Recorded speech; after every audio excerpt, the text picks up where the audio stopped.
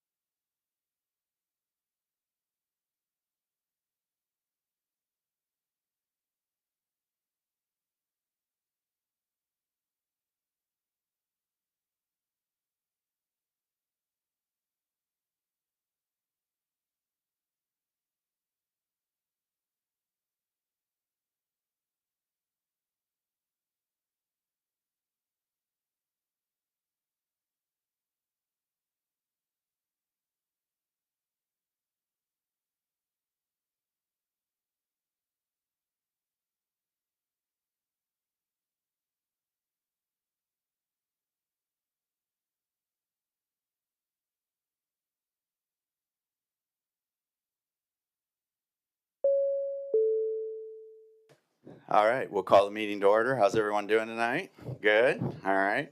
We're going to have Deacon Harry Kramer from St. Anthony of Padua Parish come up and do our invocation.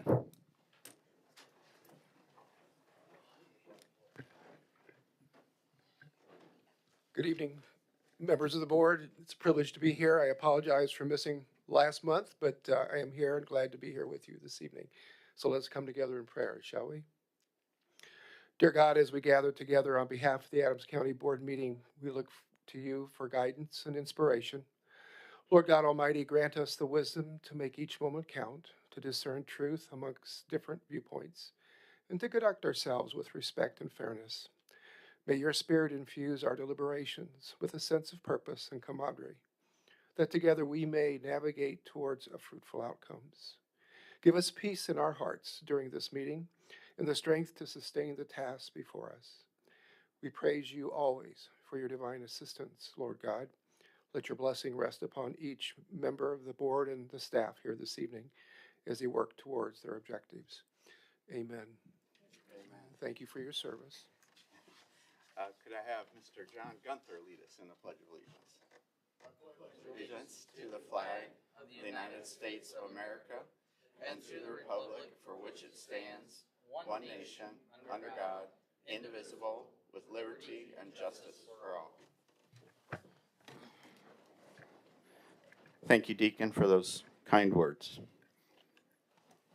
Clerk could call the roll, please. Mark Sorensen. Here. Barb Fletcher. Here. Sorry, computer issue. Rainey Camper. Here. Dave Bellis. Here. Marvin Kirkhoff. Here. Mark Dietrich. Here. Jeremy Farlow. Steve McQueen. Here. Travis Cooley. Here. Robert Rich. Here. Tim Finley. Here. John McCoy. Here. Brett Poulter. Here. David McCleary. Here. John Gunther. Here. Brent Fisher. Here.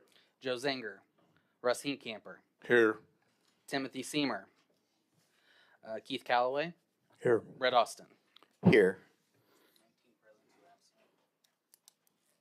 3. 18 present, 3 absent.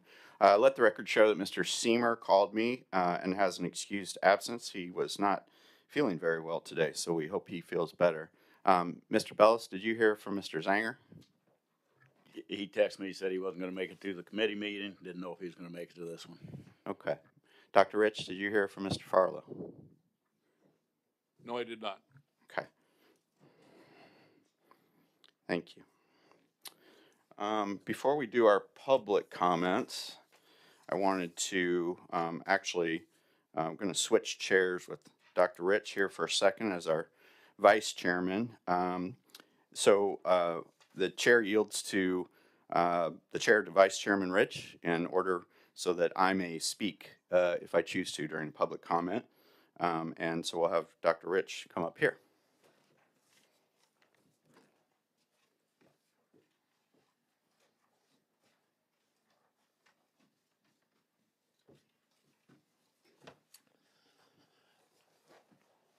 The vice chair will preside. It's too early to adjourn.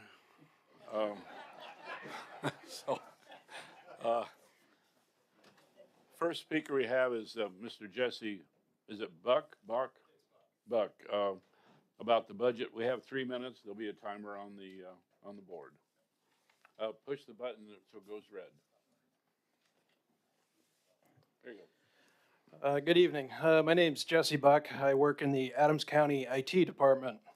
I'd like to share a few comments regarding the proposed 4% pay increase for the upcoming budget year.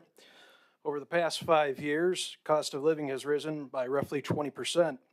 In addition to the anticipated increase in county health insurance premiums, will further reduce the impact of the proposed pay increase. According to the 2025 salary survey from the United County Council of Illinois, the starting salary for IT support is $46,050. Excuse me. Our current starting salary is $44,179. That's nearly $2,000 below the market rate for our position. Meanwhile, our counterparts in the city IT earn significantly more while managing fewer systems and departments. Our IT staff supports critical county operations, including the health department, 911 call center, EMS, the court system, and the sheriff's office. We take great pride in our work in keeping these essential services running smoothly. Last year, CrowdStrike was an international IT incident. My coworkers and I came in and were able to fix that issue for the county in one day. Given the scope of our responsibilities and the rising cost of living, the proposed 4% increase does not reflect the value or the dedication of the employees who serve this county every day, and that includes outside the IT department.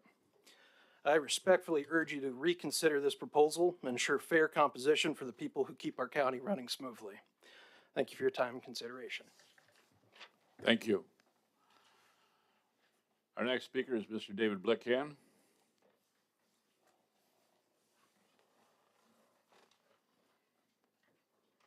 Hi, my name is David Blickham. I'm a retired mechanical engineer and fourth generation living on family farm here in Adams County. I come to you on behalf of the group Illinois Separation. One of the activities of Illinois Separation is to work throughout the state of Illinois, quantifying the desire of citizens to form a new state, specifically separating the highly concentrated populated Cook County from the adjoining more rural counties. To accomplish this effort to determine the desire of Adams County citizens, the Illinois Separation Group is requesting the Adams County Board approve adding a non-binding referendum to the November 2026 general election ballot. There's a packet of information I passed out to you that you can peruse through to get a lot of more detailed information. The proposed referendum would read, shall the Board of Adams County correspond with the boards of the other counties of Illinois outside of Cook County about the possibility of separating from Cook County to form a new state, and to seek admission to the Union as such, subject to the approval of the people. A brief explanation of why we need the referendum. According to the Declaration of Independence, government derives its just powers by the consent of the governed. Many of us no longer consent to being governed by Cook County dominated legislature, which seems unaware of how differently the rest of the state lives. This non-binding referendum does not make the split happen, but it is important because the vote shows the will of the people and informs local, state, and federal officials. The referendum gives county boards and commissioners a seat at the table to discuss the possibility of separating. After the will of the people is known through voting, then discussions about finances can begin. Until voting, we cannot know which counties are in favor of exploring statehood. Passing the referendum gives local officials consent and direction from its citizens to communicate with other consenting counties about assets, liabilities, and other details. It is our First Amendment right to petition the government for the redress of grievances. Because of the Cook County dominated legislature, we see no way to have grievances resolved other than forming a new state. Our goal is to realign the new state with the U.S. Constitution, restore representative government, and return more power to the county level. If county officials take a vote to approve putting the referendum on ballots, a yes vote means the official favors giving citizens the opportunity to be heard at the ballot box, either for or against exploring separation. There's a map in here, there's other information. I'll go right to my conclusion. The Declaration of Independence states government derives its just powers by the consent of the governed. The Illinois separation referendum is a way of we the people to express consent concerning state government. What better way to determine what the people want than the constitutionally recognized means of the ballot? Unlike a random opinion poll that can be manipulated, being on the ballot gives every registered voter equal access to participate. Being on the general election ballot, especially on a presidential election year, gives the opportunity for the most participation, which provides more accurate data than a primary or a consolidated election. Thank you. Thank you. Our third speaker is Mr. Homan.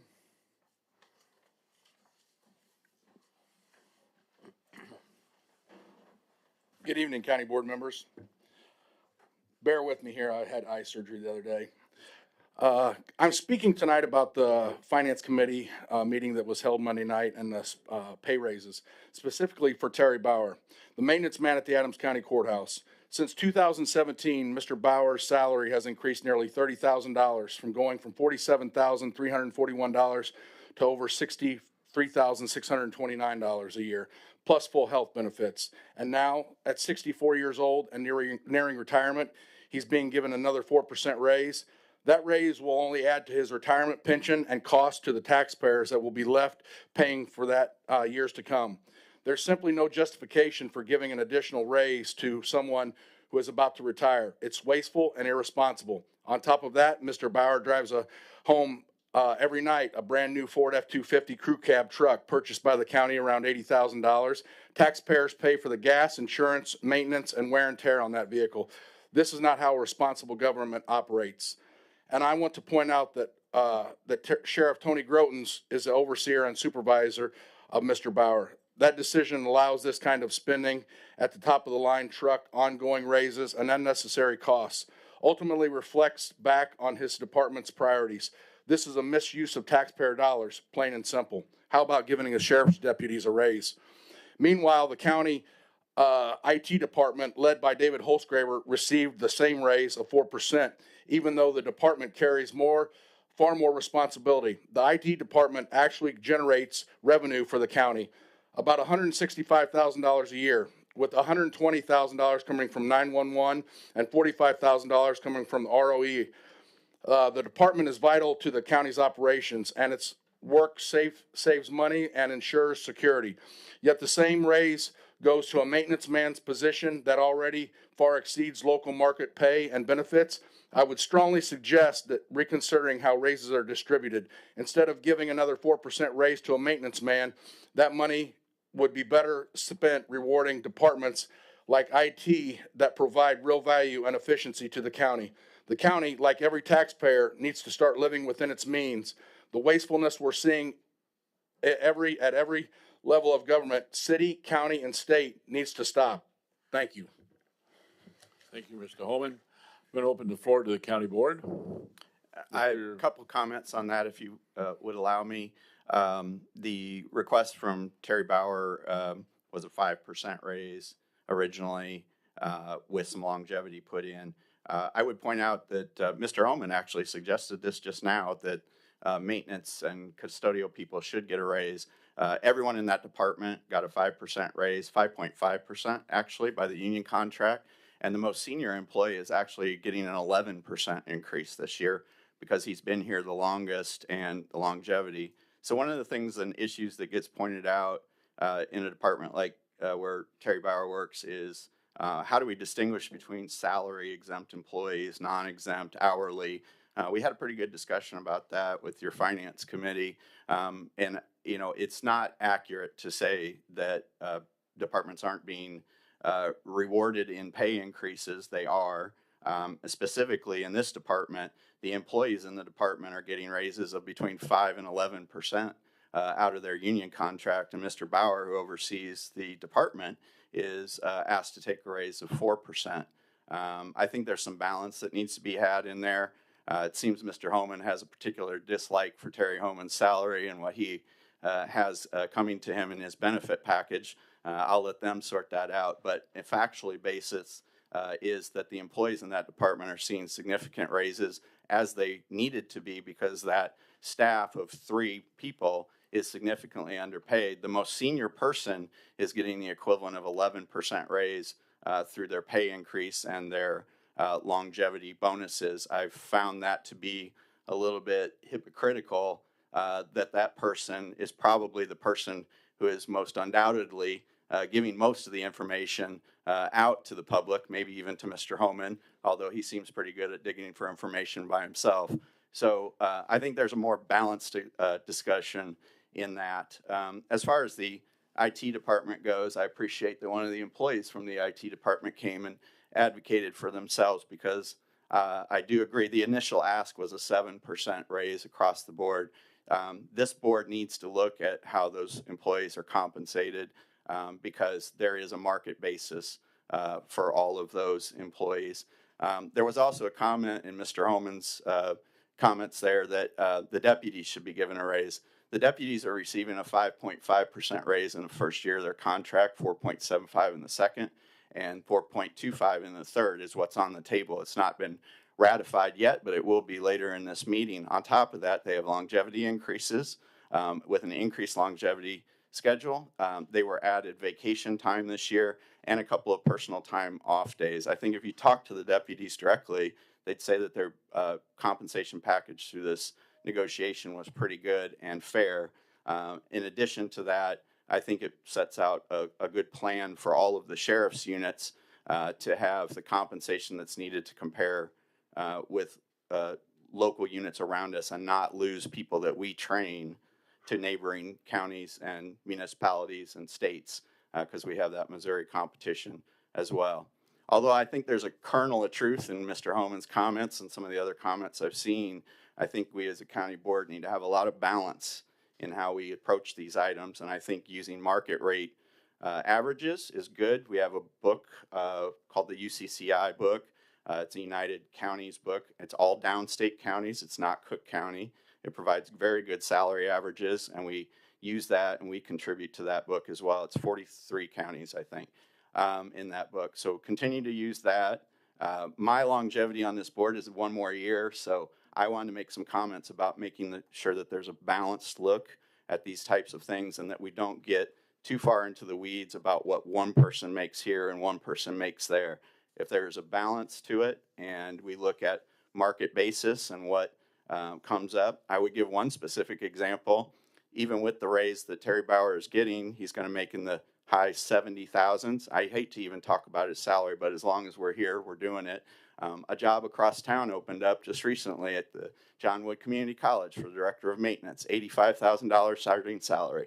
I don't know why Mr. Bauer wouldn't apply for that position because he'd be making $7,000 more than he makes here with less responsibilities because he covers 9 buildings here and they cover 1 campus there.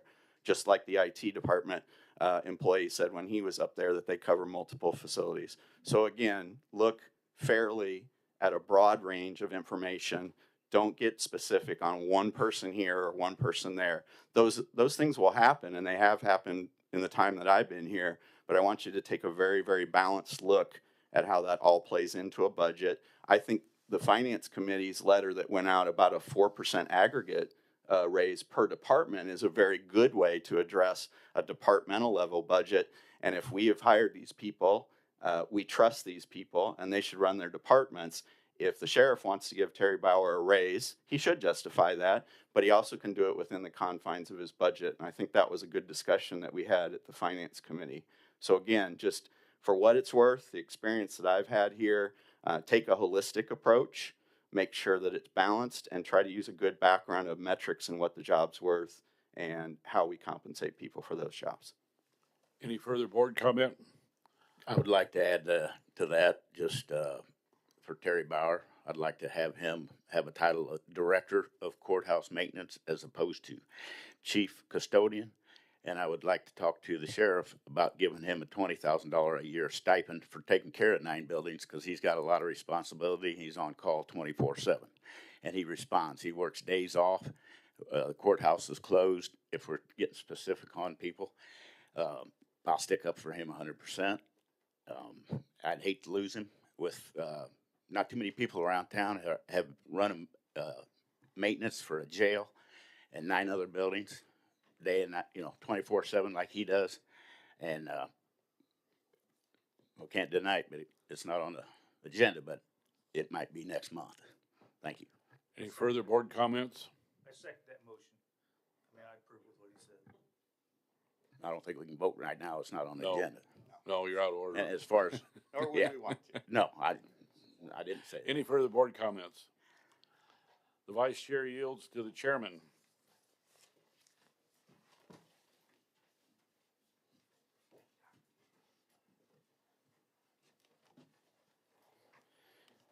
Thank you, guys. All right. Next up on the agenda is the Transportation, Building, and Technology Committee. Mr. Bellis, you're on a roll. Let's keep it going. Thank you, Mr. Chairman. Your committee met tonight at 6 o'clock in the law library. We reviewed the bills. They seem to be in order.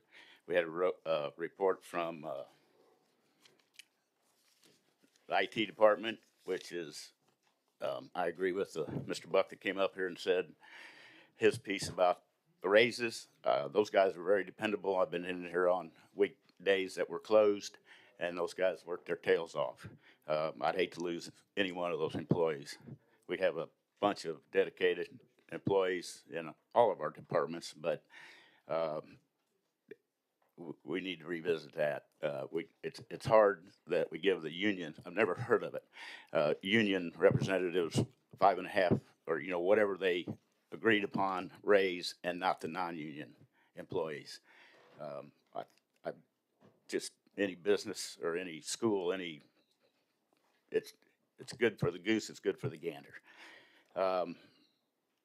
And courthouse maintenance, the new HVAC being installed is coming along real good. We're several $100,000 if you call it under budget, but it's on, everything's on schedule. Courthouse, the engineer had the auction. We got $53,500 out of all of our equipment. And on December 2nd, they're opening up bids for a tandem dump truck. If the clerk would call or read number 3A, resolution. Resolution number 202511501027, resolution appropriating $100,000 from the county matching tax fund for engineering services to be provided by Hutchinson Engineering Inc. for replacement of bridge carrying North 2800 Avenue, County Highway 1 over Lick Creek east of Lima, Illinois, and authorizing county board chairman to sign this agreement. Motion to approve. Motion by Mr. McCleary, Second. second by Mr. Russing Camper. Is this voice vote? All those in favor? Aye. Opposed? That resolution is approved. 3B, please.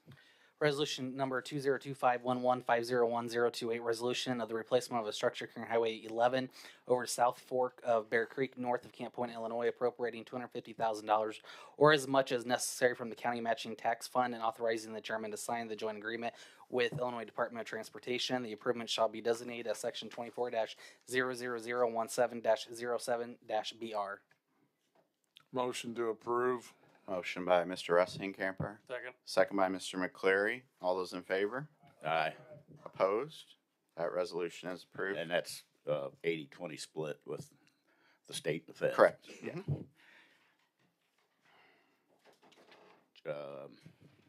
New business, we're moving right along with the Nova Energy Gem City Solar Project. Should have that on the agenda next month.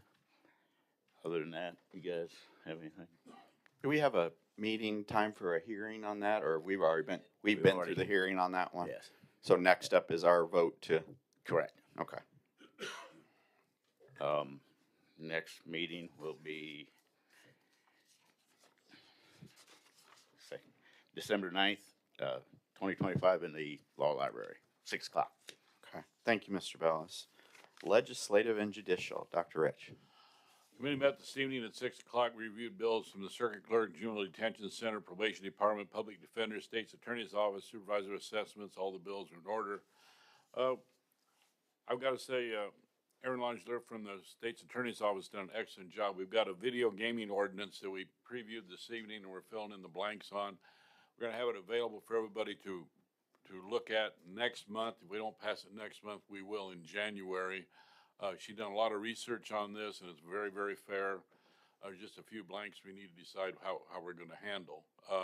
But that will be ready to go. In a nutshell, in the unincorporated areas of the county, gaming machines, the fee would be $250 a year, and it'd be split 60-40 amongst the county.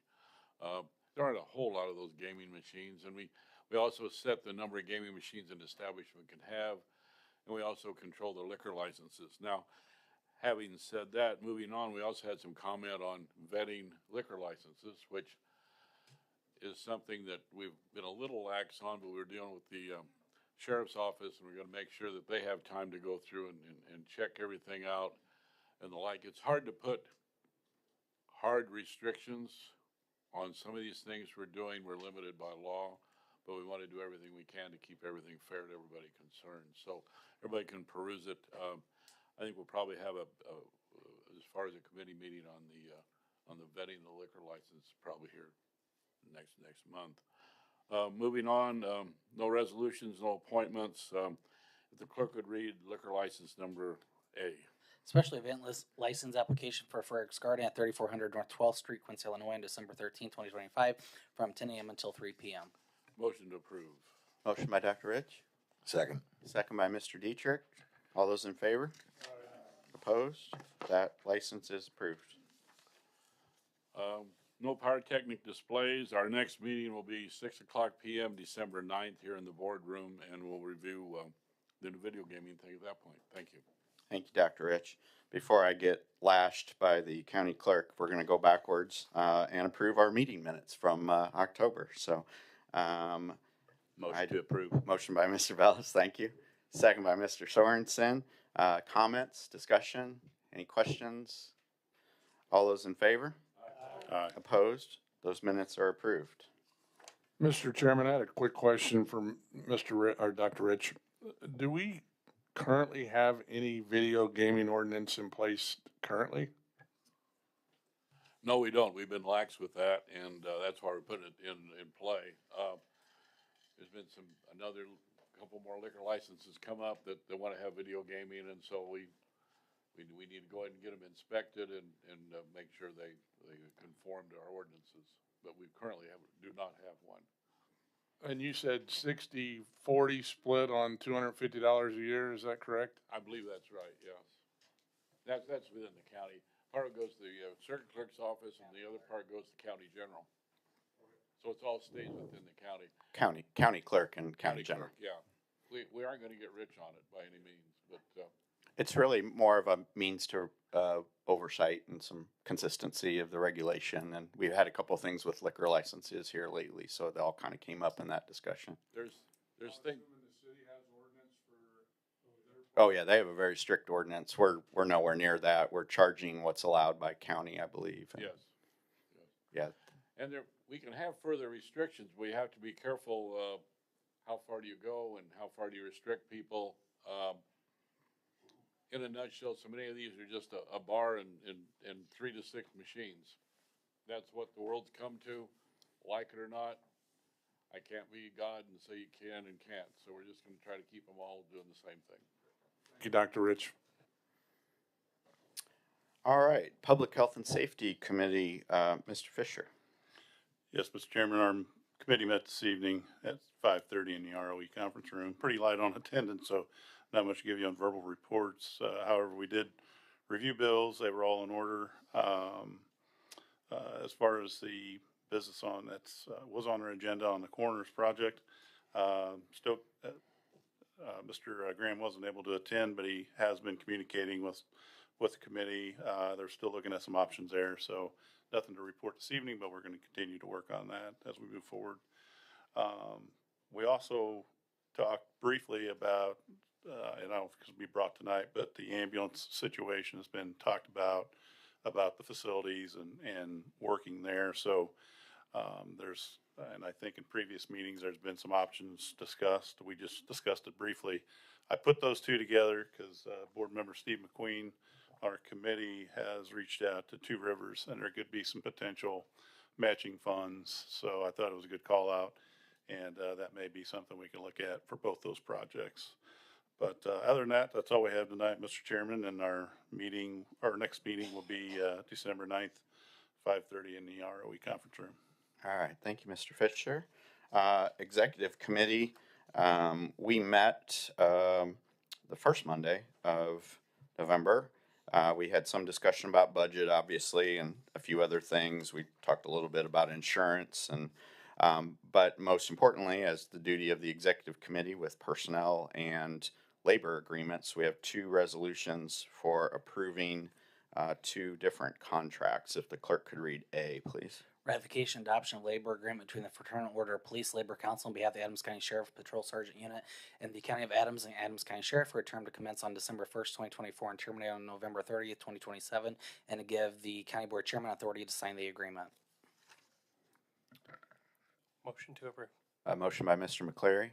Second. Second by Mr. Fisher. This discussion will apply for both A and B because they're very, very similar contracts. They're just a slightly different rate of pay. The contracts in essence are about 5-ish% on the first year. I think it was 4.75 and 4.25 in the 3 years.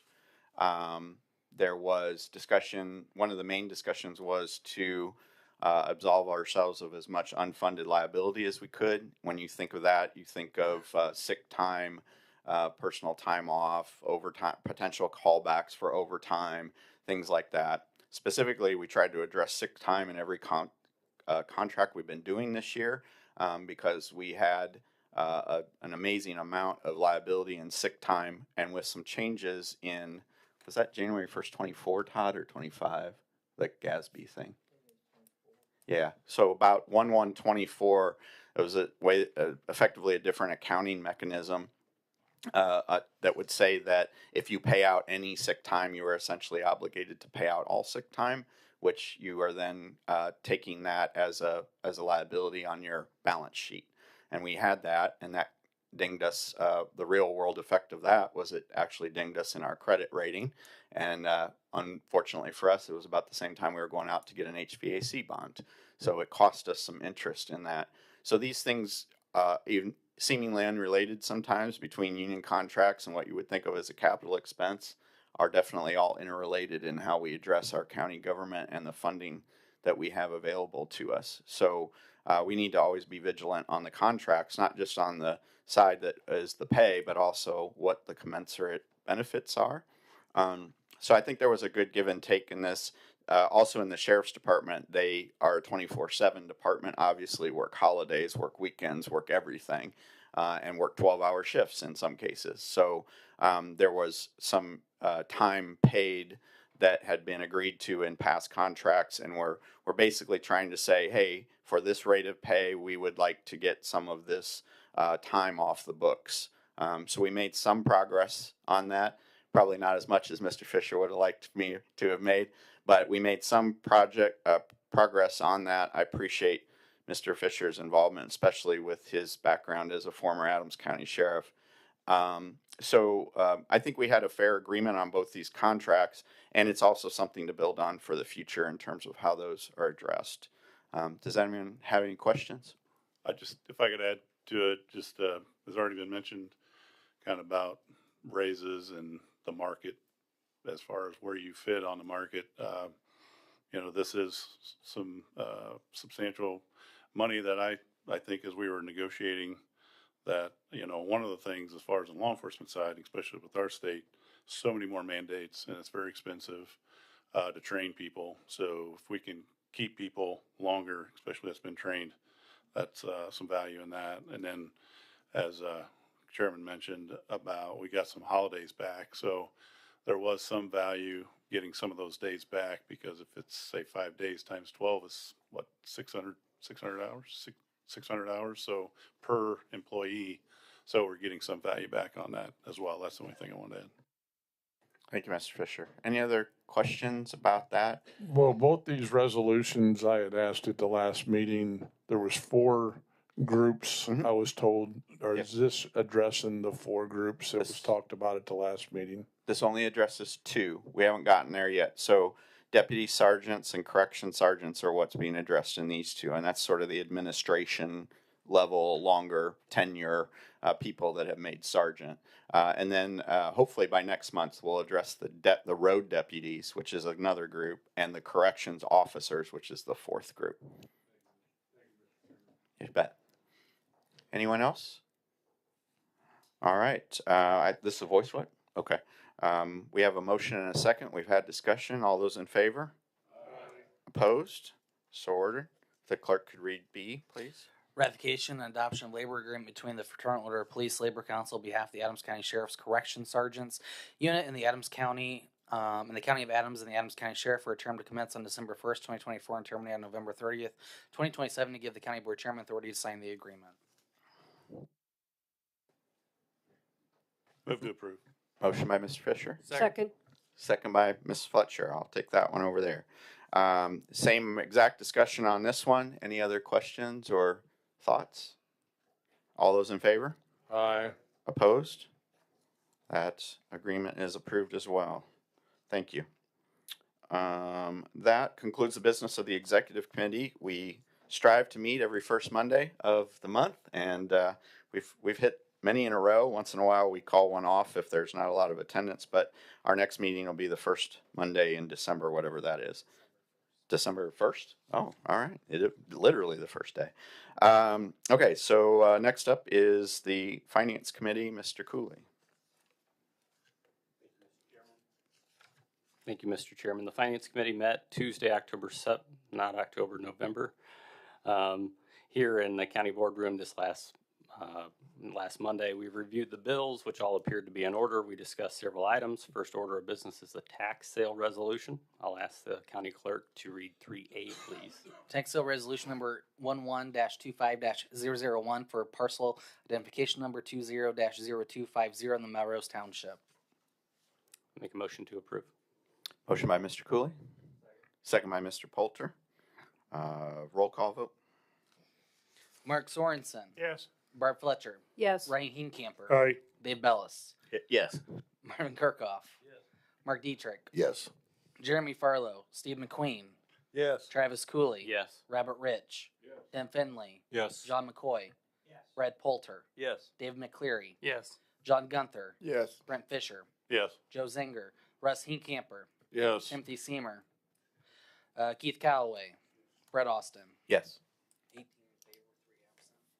18 in favor, 3 absent. That resolution is approved. I ask the county clerk to read 3B, please.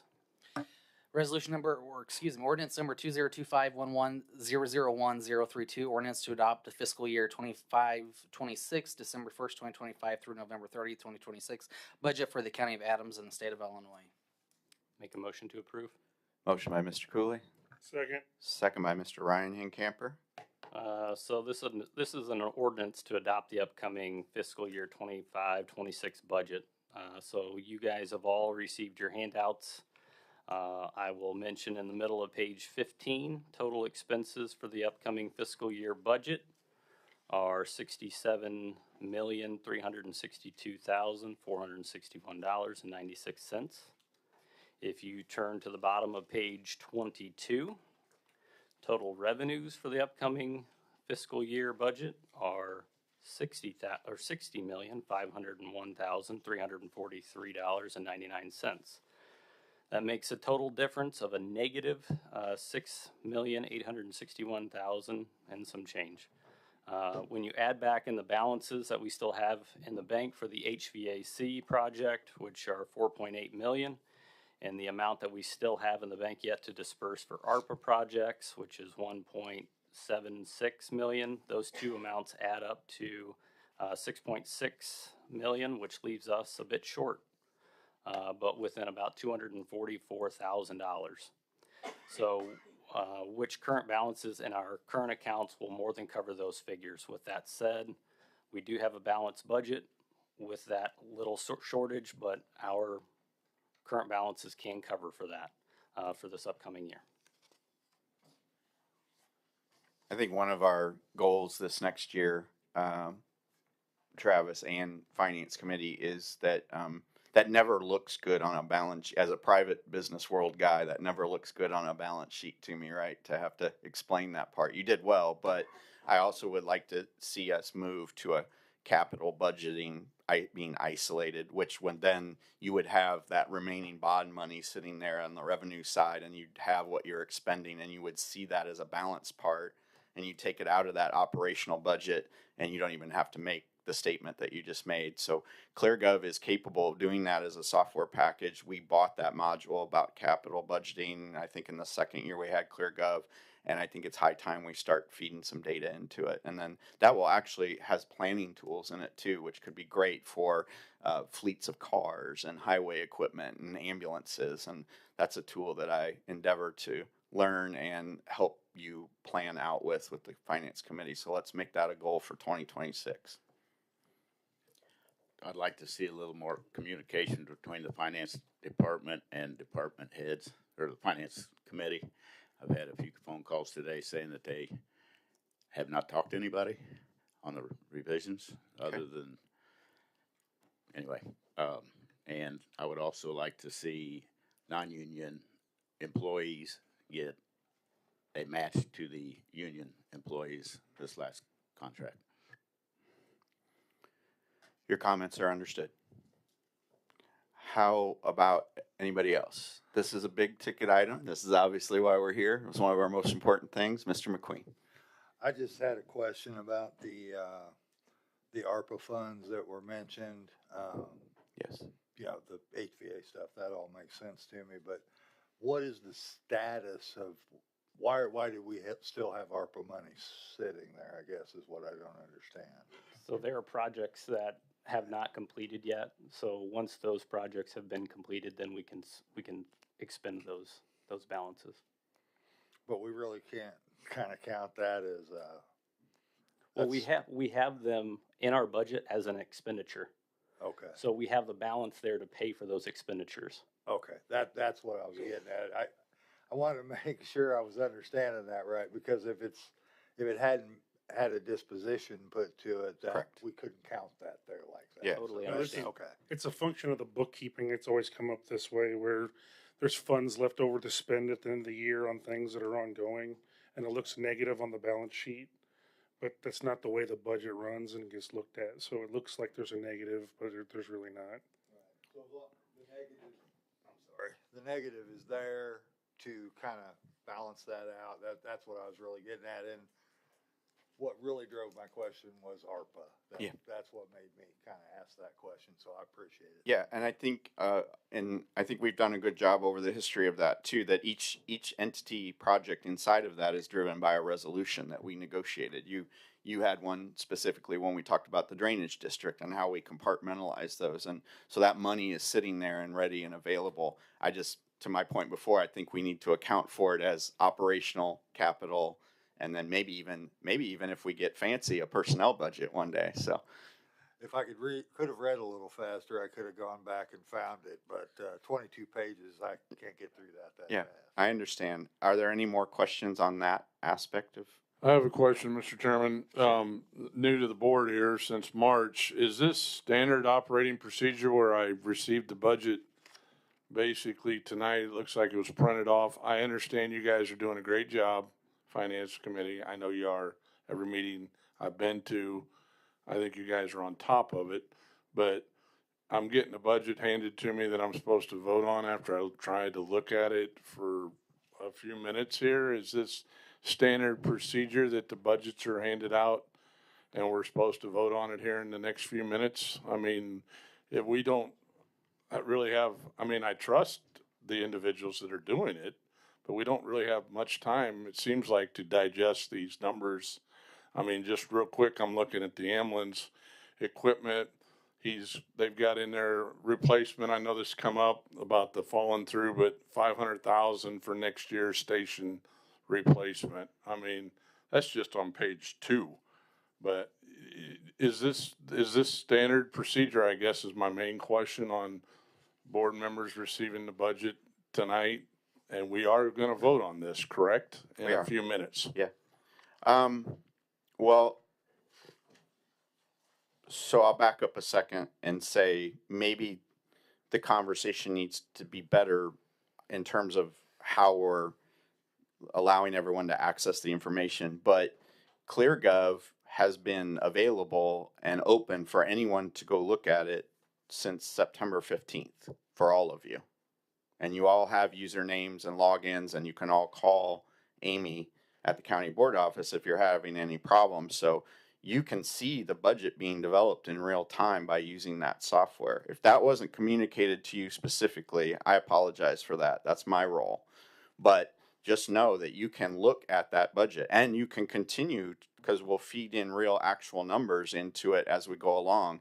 You can continue to look at that budget and as the revenue and expenses roll in every month. We usually around the 7th of the month get the numbers try to get it right before the finance building meeting. So your point is very valid, and I'm not dismissing that. I think more communication in how you can access the information. It was there, but if you weren't specifically looking to go to that site with that login, perhaps that's not fair to you to give you enough time to assess things. But I do want to reiterate, we did open that up and sent emails out pretty consistently that here is your access point. This is where you go to look at things, and this is how you evaluate that. So I guess in the future, and if you need to come down to the county board office, they will be happy to help all of you or any of you that are having trouble logging on or looking at anything. So I understand your point.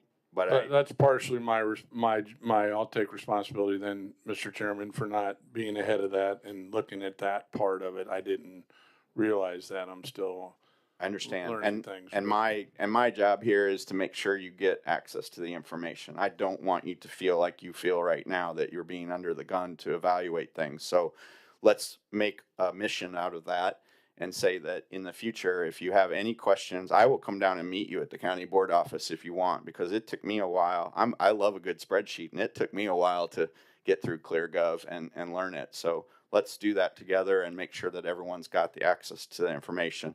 On your specific point, the $500,000 for ambulance building replacement, just so we're all on the same page, that's offset by money that's in an account from a grant. On this first $500,000 is money that is parked already in the ambulance department in a capital improvement available grant. I think there's $800-some thousand in that account. I don't know if Mr. Simon is okay. I think there's $800-some thousand. So the only reason that was even allowed as a potential expense is because there's money in that account already to be used for that. Where they find future money for the ambulance buildings improvements, that's going to be up to all of you guys and how we fund that.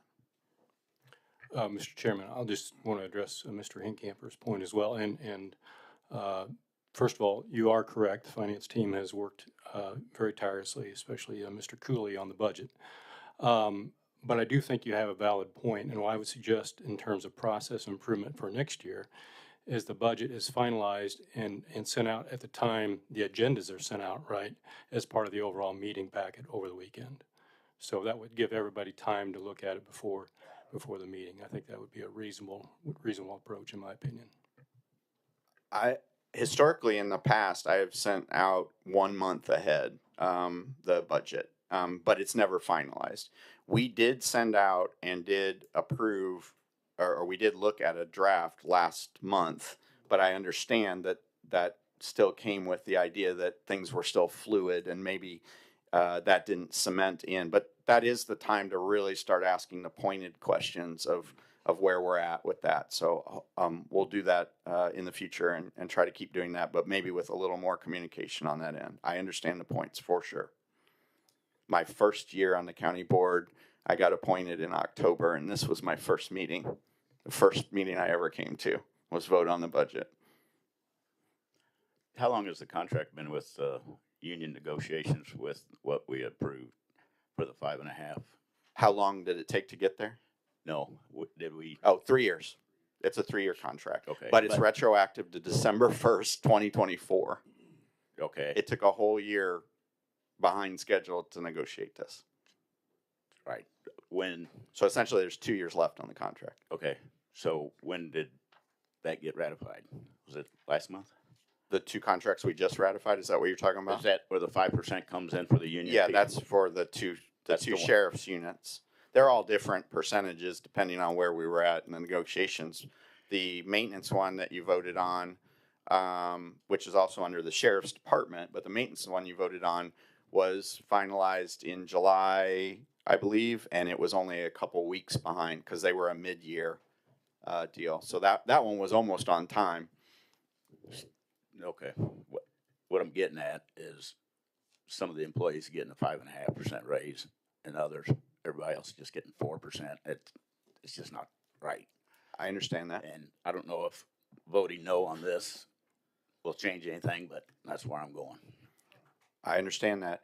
I think voting no on the holistic budget is it's a tough sell for me to vote no on a holistic budget that encompasses every bit of business that we do, and maybe we can have those discussions going forward individually with departments. But we didn't set out to make in the finance committee. If I could, I'll say something for the finance committee, and then Mr. Cooley can speak for himself.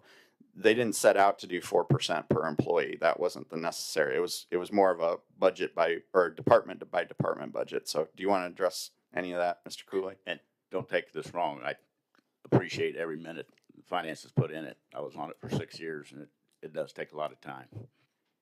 Yeah, I was gonna add that Mr. Cooley did send out an email to everybody that we were seeking the 4% aggregate expansion of the budgets across the board. Everyone got that email. That was the goal, and if it was going to be more from a department, you need to justify it, and that's basically the negotiation we went through as far as that part goes. It didn't really have anything to do with individual, anybody, anything. It was a more like the chairman keeps pointing out, it was a holistic approach. And I'm not picking on Terry Bauer by any means. I'm talking IT, all the non-union people. So I've looked at And this maybe budget. it's my fault I didn't catch it sooner. I apologize. I've looked at this budget every single day, multiple different times since September 15th. I've spent about as much time on this budget for the county that I do as my normal job. So for all of these questions, I apologize. Probably bad communication, but whenever I see it every single day, multiple times, and I have it up on my work computer, just like I'm working at my job, it's probably easier for me to just come up with answers and think of this normally. So for all the questions that are coming in tonight, as far as communication, whenever I see it every single day, it's just normal for me. So communication's probably lacking, and that's my fault. I did send out multiple emails. So if you guys had questions and they didn't match what I was asking for, that's part of your fault for not getting back to me. I Correct. asked for different things, and if they didn't come in that way, shame on you, not shame on me. And I apologize for not catching it quicker. And I do appreciate every minute you guys put into it. I do remember at the last meeting, the 4%, Travis, that was pretty clear on all the committees. And I do appreciate, Travis, you, and not only you, the whole committee, the finance committee, for what you guys do. I do. I think Mr. Bellis's point is getting pretty specific to an unfairness feel amongst people in the county. So we need to guard against that. As a full budget picture, I do think that a lot of the information in there is very solid and has been looked at. And to point that out, I guess to further point that out, what is the actual expansion of the budget when you got all said and done? 4.3%, I believe. It's right at 4%. And even at that, even at the 4.3%, we're still coming up with a balance of a negative amount. So whenever we're going to complain about a 4% raise, and we're still having to come up with some money out of balances that we currently have as reserves. I work in the private sector. I don't get 4% every year. I would point out one thing about the union contracts so that just to layer in some knowledge behind that. When you look at, you hear me say that there's a first year raise of 5.5%. Don't forget that those employees, they pay union dues out of that money. That's not really here nor there for us, but that is part of it. Secondly, is that we were achieving some balance back to the county in terms of our bottom line. Those amount of sick days and holiday days and the things that we talked about, those are tens of thousands of dollars not paid out as compensation benefits, but more paid out directly in the beginning in terms of salary. But the offset is pretty dramatic. If you look, I wish we had a better tool. I tried to look up some where you could really, the attorney from the outside that helps us has some of this stuff, but we need to probably come up with some stuff internally where you really value the ins and outs of a contract. And so you may look at it and say 5.5% on every deputy sergeant amounts to $68,000 more in pay that year.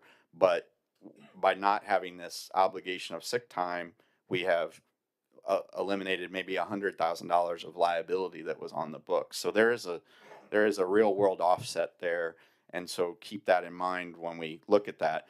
As far as non-union employees go, they don't hold that leverage. And that's part of why they don't negotiate. Well, they're not negotiating as a group, but they're not also holding leverage over different types of benefits that have been bargained for long before all of us got here. So we're still, having a back and forth with that.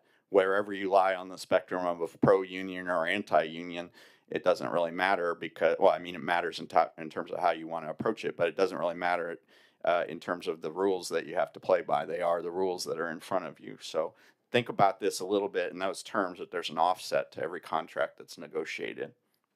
I think one thing we should note, especially the newer members on the board, there's a reason, and I'm not sure my reason, I think that the finance committee meets a week ahead rather than the same night as the board meeting. Is it's open to everybody on the board. Go to the finance committee meetings and then you'll understand better, and ultimately you may end up on the finance committee.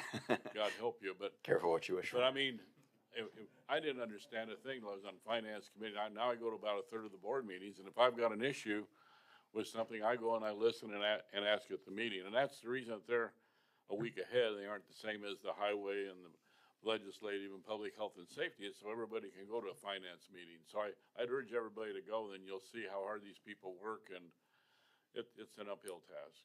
I appreciate their and to echo that sentiment, and everyone knows when it's budget time, and we all get the agendas from Mr. Niekamp well ahead of time, and we know when the budget's being discussed, when it's being voted on in the committee, and when it's being discussed in the committee. Everyone can come and enjoy that process and see, and then they can, and all the board members, you can ask questions, give input, the whole 9 yards, just like any other committee meeting. So just throwing that out there too.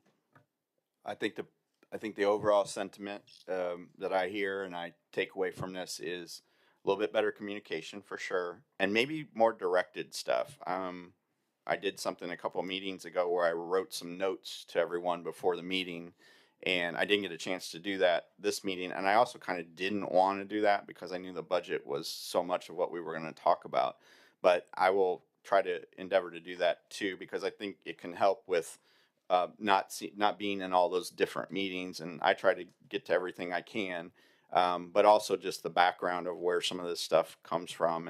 And we could have done, as being someone who's been in every union meeting with me and Todd and Amy and Aaron and Brent did Bunch and, and outside attorneys, that's something that I could probably report out a little bit better notes of those meetings, but, stuff's happening very fast. So, but I will try to do that because that's a big component that a lot of you don't see, but you should. And also, I'm not doing a very good job of transition if I don't do that over this next year. So I will work harder on that too. One thing that hasn't been said yet, the finance committee here, our ultimate responsibility is to pass a balanced budget. That's our responsibility to the taxpayers, okay? So we're trying to be as fair as we can to all you county board people, and we also want to be fair to the taxpayer. So let's not lose sight of that. We have so much money in the pot, we know what's coming in, and let's not spend more than what's coming in. That's our goal. That's actually a great point. I'm mostly, what I'm hearing is all logical, but when I look at this, anytime you're in a position where, your expenses are outdoing your revenues, that creates concern, right? And then the other thing, though, I think we have to keep in mind when we go into this is that I have to agree with Mr. Cooley. A 4% raise in the private sector is a pretty decent raise. I don't always get that, and nor do my employees. So 4% is a solid raise. And I would just say the other thing we have to be careful of is, we've got different groups with different bargaining power, and you cannot compare non-union to union. The right way to approach this is to do kind of a compensation, survey or a deep dive into compensation and use that UCCI book and go through there and let's figure out how do we really pay people a competitive wage. And if we don't, then that needs to be a priority. If we do, then we have the confidence of knowing that we do and we can state that. But I think it seems like the whole issue tonight, even for me personally, I know is, I'd love to give everybody a 12% raise, but you can't do that, right? We don't have that money. I would love to give everybody a huge raise. The reality is we do have to balance a budget. We cannot look at union and non-union equally in this conversation. And we probably really do need to know, are we paying people competitively? And we've had the tools to do it. It just takes the time to do it. And be honest about that. Hey, we understand that we'd like to make an adjustment for you. And if we can make that happen in a timely manner, then we handled it well. If we can't, at least we went in with knowledge, right? So I would just say, it might be a good next step to take that look and really look at how are people paid? Are they competitively paid? Unions kind of negotiate their own way in the world. That's just True. the way it works. But to your point, they almost always have competitive comps in their negotiation. They do, They bring because it. they're driving that conversation in that negotiation, whereas non-union employees don't have that audience. And we can help with that by doing our homework and being able to show that what we're doing is as good or better than, what other competitive employees might do or employers might do. And I think that's a good place to start. And we did have an actual employee speak tonight, and he had some facts and figures for us. So that's something that we got to take forward. I'm going to be honest with you. His comments is where that thought came from, is we need to take that deep dive into and factually know whether we're taking care of that or not, and then address it however we as a board find it appropriate. So That sounds like a good task to give to our department heads out there, and that they will continue to look at that over the next year, and maybe even have like a quarterly kind of quick review for that. So we'll talk about that, and then they have a department head meeting every month, and maybe that's a topic I'll throw in on the next department head meeting. Department heads beware. I got, Brett, I know you've talked about it over the years about you've done comps of other counties and compared to ours and what we should Mr. be paying. Kirkhoff, sorry, can you speak into your microphone? Okay, yeah. You've done comps of other counties and you compared what the other counties paid. So I know you've done this before, so Yep. you have done work on this. Yeah, we've always done comps, but I think to Mr. McQueen's point, you got to keep up on it. And I mean, these last 2 years, that's 3 years worth of property appreciation in Adams County at a record pace, probably unsustainable, really. And then that drives some inflation, inflation in general on a national level and a state level. We live in a high tax state, we know that. So when we look at those, it's kind of hard sometimes to even compare the comps to some of the rates that we're seeing in this area in terms of like how wages have raised, and we need to be, aware of that. As a general assessment, when I came on the county board, it was woefully bad. I mean, really bad. We weren't even paying in the 25th percentile, and by population, we should be paying more in the 75th percentile. So I can say without any doubt that we are paying above median levels for almost every position in the county now. So, I mean, that is some gain towards that. And we do offer a pretty good benefits package, which has to be considered in a total compensation package versus if you just look at salary in some of these positions versus a private company salary. You really need to deep dive into that because there aren't a lot of companies that pay 90% of employees' insurance at that rate, and 75% of the dependent insurance.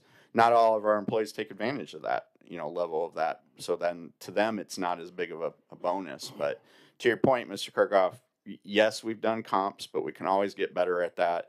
And yes, historically, the county has underpaid for several different types of positions, and that's just something we have to keep looking at and either make up for it in salary or make up for it in benefit or come to some other agreements on each type of employment. That was a question that I just received last night. Do we know what the average value of the compensation package for like benefits like that is? It's all over the map because, it could run from a single 24-year-old recently came on the deputy's staff where he's only taking advantage of the single policy. I mean, for a person like that, it could be as much as $800 or $900 a month value just in health insurance. And with all the stuff that we've obviously all been reading in the news right now, think of what that value is to somebody, not only the dollar amount, but the security of it to not go out on an ACA marketplace and have to fend for themselves in what is a pretty chaotic insurance world and only going to get more chaotic. So stability, I think, is a good selling point. But for a single employee with no dependents at that younger age is probably getting close to $10,000 of value in the health insurance for a good policy. When you get up into family and things like that, it could be as much as $20,000 a year of value on top of compensation. So when you talk about a total compensation package, we do need to look into that and make sure we're apples to apples. I know some places send out like annual statements to employees that show their total compensation. Do we do the same thing? We have close to the ability to do it with Paycom, but it would be something that we would have to tailor a report to. But we have all the data that would show you what's being paid, what you're paying, what's being paid on your behalf, and so forth. I mean, some of those can get pretty deep dive, and Mr. McQueen and Mr. Finley and some other people that have been in finance in their companies for a long time could probably tell you can deep dive into that pretty good. You can get into FICA and Medicare and all that stuff, and what are we paying on your, what's the value of a pension? And that's pretty high too, because a pension is a guaranteed as opposed to a 401k, which is not a guarantee. So there's some real world value in that too. I hope that people, when they evaluate their compensation, they take that into consideration. But it's hard sometimes to not look past just the general salary number, and I think that's just the nature of things. and I kind of knew that's where you were going with it. It is about total compensation, right? So if you made the point, okay, if we pay 90% of your insurance, if my employer pays 50% of insurance, then there's going to be a huge disparity, right? Because I'm, if I make more than you, but I'm also paying out, that's going to be a big impactor. So that's why total compensation is really important. And if Paycom maybe can't do all of that, then maybe that's another place we could dig in so people can see that, I'm not paying $2,000 in insurance over 12 months. I need to calculate that into my total compensation because I'm not paying that. If I worked somewhere else, I might be paying that. So. Yep. Took a deep dive into compensation evaluation, and I appreciate that because it is the largest expense in the county budget is payroll. Any other questions? Is there a motion yet?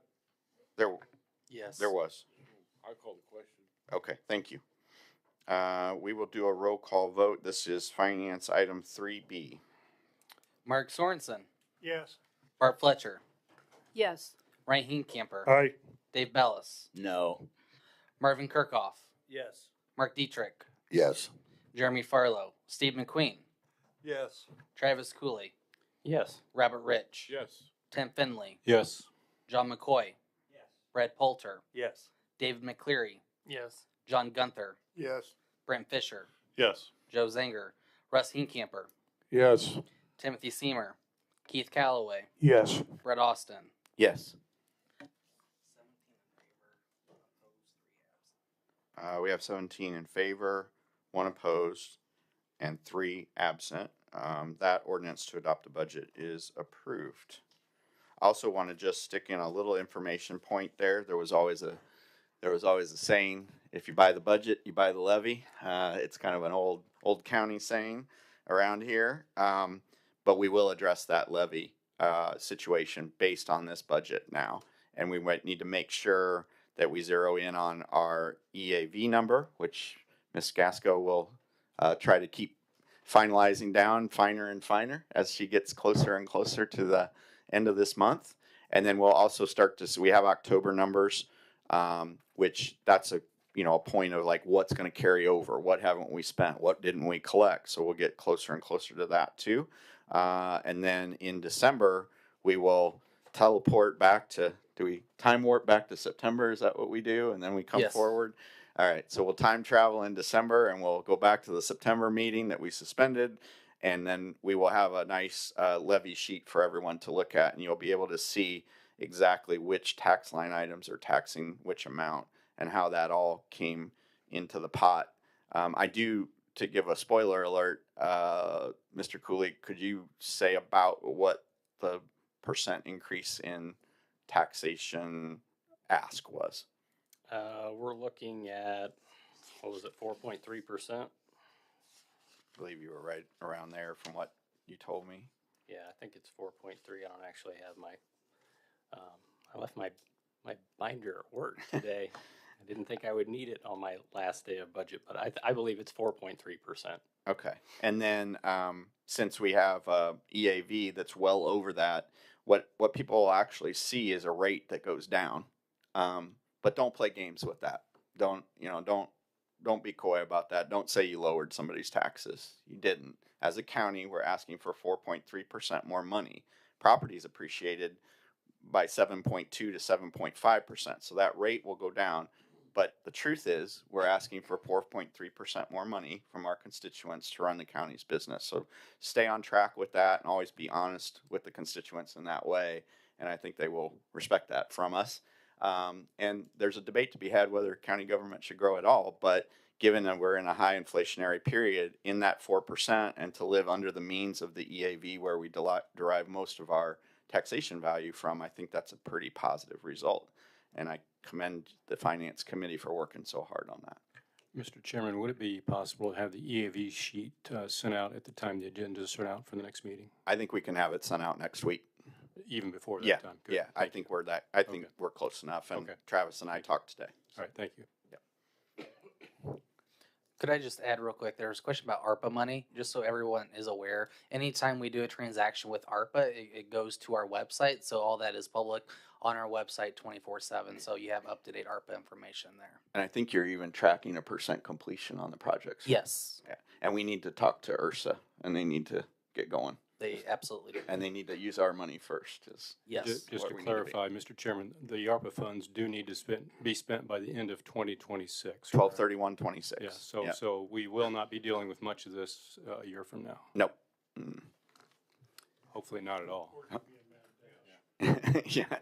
Well, it's all allocated, so we just need to get them to spend it. Okay, so you're on number 4, Mr. Cooley. I'm finally on number 4. So for fund appropriations, I asked the board if anybody has any objections to grouping all of these together, as they're just housekeeping items anyway. Well, good, because I do too. I have to regardless. No Any objections. objection to a consent agenda on these next appropriation items? Hearing none, go ahead and have the clerk read 4A through 4. 4G, but I'll also mention 4G. It's a replace facilities, original control panel at a cost of $107,000, but it's paid through existing budget. So Okay. that's the only little difference on that. Okay.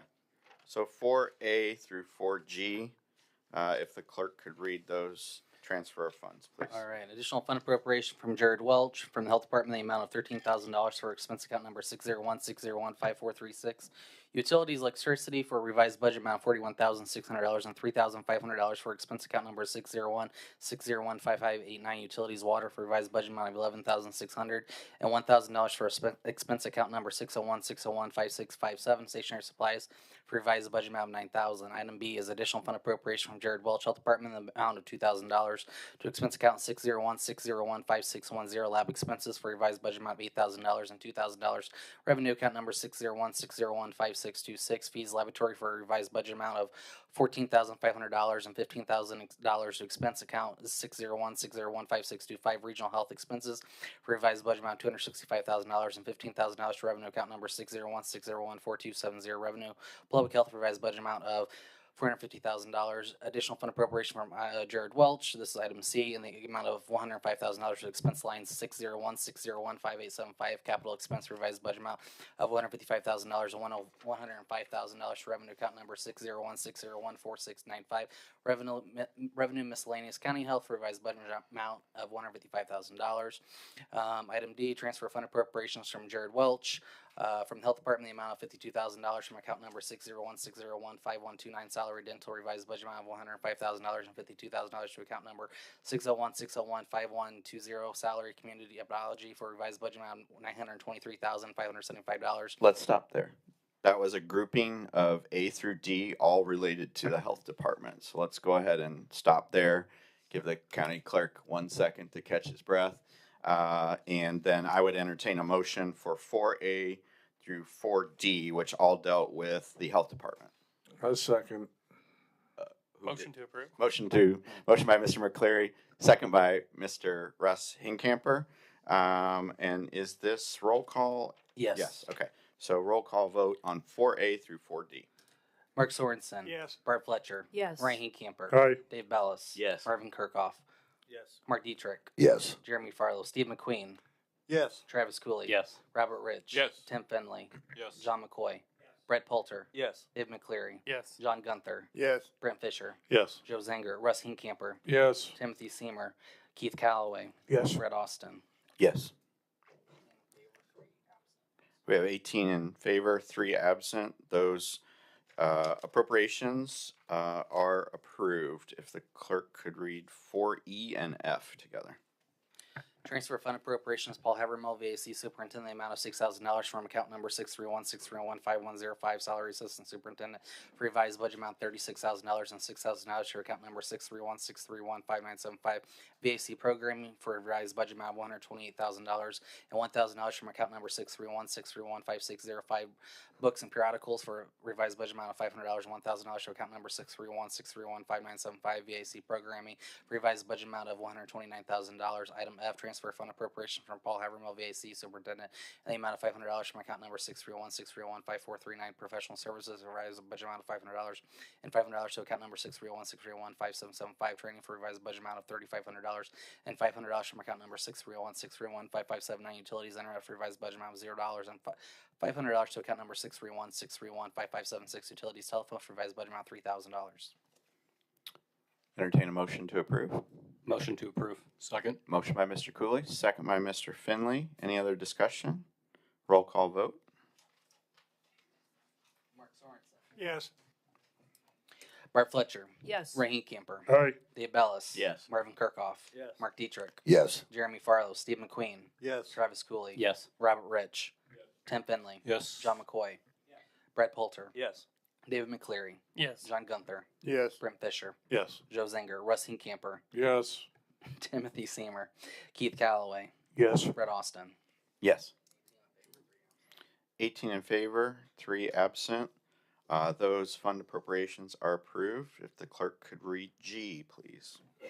Transfer fund appropriations from Anthony Foster, JDC, in the amount of $39,000 from account number 00132151115 salary part-time staff revised budget amount of $32,960 and $39,000 to account number 00132155506 maintenance JDC building for revised budget amount of $124,000 and $27,000 from account number 00132155105 salary detention officers for revised budget amount of $1,191,186 and $27,000 to account number 00132155506 maintenance JDC building for revised budget amount of $151,000. Motion to approve. Motion by Mr. Cooley. Second. Second by Mr. Finley. Any other discussion? Roll call vote. Mark Sorensen. Yes. Bart Fletcher. Yes. Ray Camper. Aye. Dave Bellis. Yes. Marvin Kirkhoff. Yes. Mark Dietrich. Yes. Jeremy Farlow. Steve McQueen. Yes. Travis Cooley. Yes. Robert Rich. Tim Finley. Yes. John McCoy. Brett Poulter. Yes. David McCleary. Yes. John Gunther. Yes. Brent Fisher. Yes. Joe Zinger. Russ Camper. Yes. Timothy Seamer. Keith Calloway. Yes. Brett Austin. Yes. 18 in favor, 3 absent. Item H, we were going to table. Is that correct? Yeah, we're going to table that. Okay. Item H is more of a direct reimbursement to an account, and it was sort of blending over an expense and revenue account, which really shouldn't be accounted that way. So they're going to work that out with a direct fund, direct check, I believe, from one fund to the other. It was just a reimbursement of a amount of money that was moved. I don't know, probably over 2 years ago now. So we'll come back to that one. Mr. Cooley. So regarding budget insurance, the budget we've already talked about in detail, so don't really want to go back over that.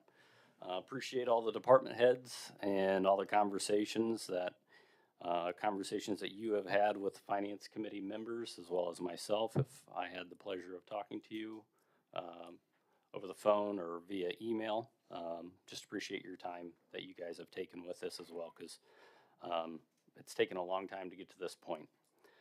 Regarding the levy, we have to stay under 5% to not have to do a truth and taxation. And right now we're looking to be around 4.3%. So it looks like we're doing pretty good on that.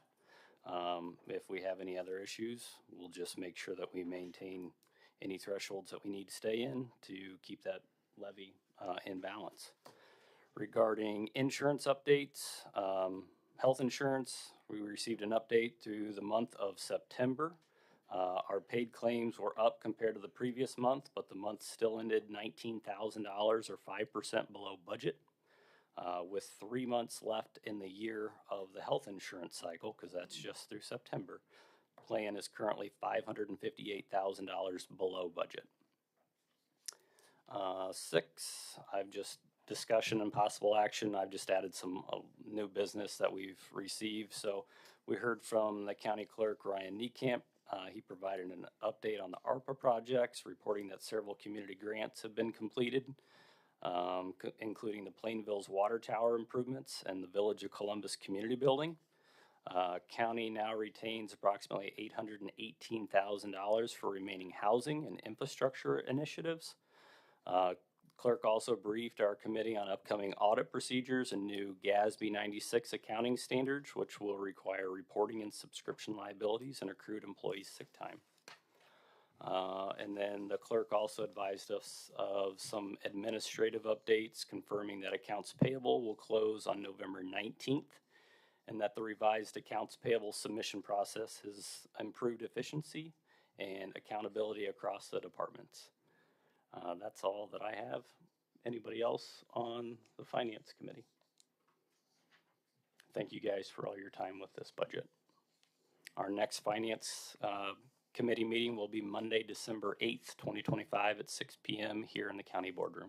Thank you, Mr. Chairman. Thank you, Mr. Cooley. I just wanted to add on the insurance aspect. I see Miss Carruthers out there. I know she's worked very hard. Are we having that open enrollment period? Does that start tomorrow? Benefits fair tomorrow for our staff, employees, which includes all of our department heads too. And that runs through the end of the month. Yeah. So it starts tomorrow. Where are you holding that? 9 to 1 in the law library. It's the open enrollment period. If you miss tomorrow, you've still got some time, but there's a lot of good information and they get people here to speak about that. We, as county board members, as employees, do not enjoy a depth of benefits, nor should we. But if you're ever interested in where those discussions are headed and what our plan is looking like and the things that change and how insurance is, a lot of talk about insurance, health insurance in the public at these points. And so Amy has great information. We're under budget on our current health plan.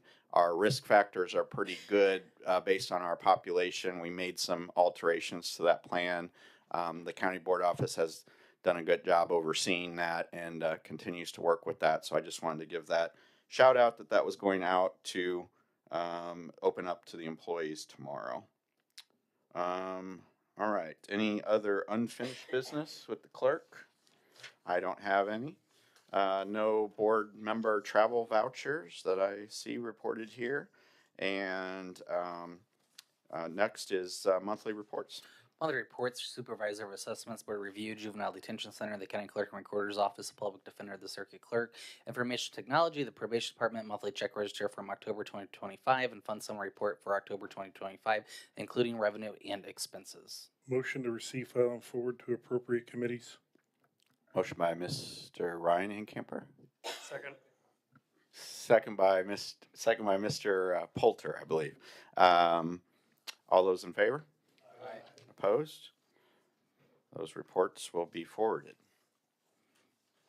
No other resignations or appointments. We did receive a report from the Illinois Extension. I currently serve on that board, but we'll probably be looking for a volunteer next year. And they gave us a report out on their programming. Could we have that also forwarded to, was that reported out to everybody? Yes, it's in their action item packet. Okay, so that report's in your action item packet. Any other discussions or actions before the board today? We do have one letter correspondence. If the clerk could read that real quick. Letter of correspondence from Ameren, Illinois on the Central Illinois Grid Transformation Program. Motion to receive, file, and forward. Motion by Mr. Ryan Hincamper. Second. Second by Mr. Fisher. Everyone's getting tired of being here. All those in favor? Opposed? That letter will be forwarded. That is a interesting process that's going on and something that all of us should dig deep into understanding because it affects renewable and green energy and how the state is going to approach different valuations. So please take a look at that and find your own info on that to follow up. I don't have anything for executive session. And I think if hearing no other business before the board, we can adjourn for our November meeting. Thank you, guys.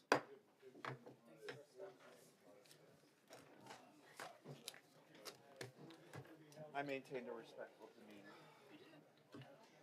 Everything in my head says